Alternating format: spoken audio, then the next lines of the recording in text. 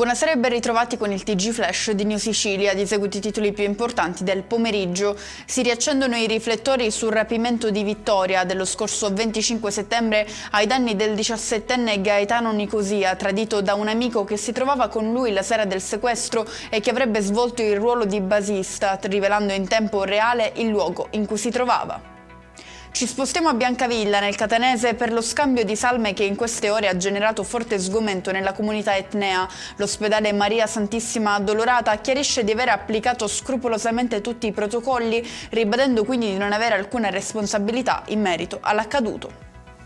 È morto all'età di 78 anni a Palermo il boss Gerlando Alberti Jr., condannato all'ergastolo per l'omicidio di Graziella Campagna, la giovane di 17 anni uccisa nel 1985 per aver trovato un documento che svelava l'identità del capomafia. È Massimo Pesce il nuovo vice sindaco di Catania, lo ha comunicato l'ufficio stampa del comune del capoluogo etneo, annunciando la nuova delega assegnata dal sindaco Enrico Trantino all'attuale assessore all'ambiente e all'ecologia.